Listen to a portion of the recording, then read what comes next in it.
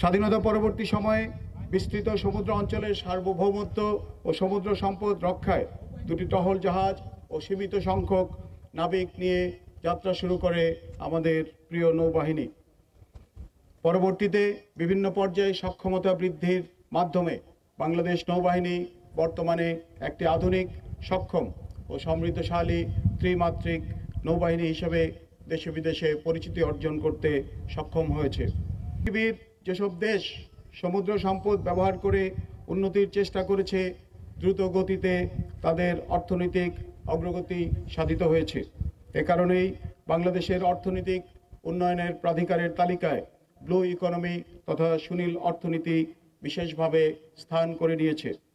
এরই ধারাবাহিকতায় সমুদ্র সম্পদ সংরক্ষণ এবং বহিঃশত্রুর আক্রমণ থেকে সমুদ্র সীমা সুরক্ষার লক্ষ্যে বাংলাদেশ নৌবাহিনীর আধুনিকায়নে বহুমুখী পদক্ষেপ গ্রহণ করা হয়েছে। বাংলাদেশ নৌবাহিনী জাতীয় নিরাপত্তা রক্ষা এবং অর্থনৈতিক কর্মকাণ্ডে প্রতিনিয়ত অবদান রেখে চলেছে। সমুদ্র সম্পদের যথাযথ ব্যবহার নিশ্চিত করার লক্ষ্যে সিসমিক সার্ভে পরিচালনা, ক্রুড অয়েল স্থানান্তরে পাইপলাইন স্থাপন, কক্সবাজার জেলার মাতারবাড়িতে কয়লাভিত্তিক পাওয়ার প্ল্যান্ট স্থাপন, মহেশখালীতে এলএনজি টার্মিনাল নির্মাণ সহ বিভিন্ন প্রকল্পের নিরাপত্তা ও জরুরি সহায়তা প্রদানে বাংলাদেশ নৌবাহিনী অপারেশন ব্লু গার্ড পরিচালনা করছে।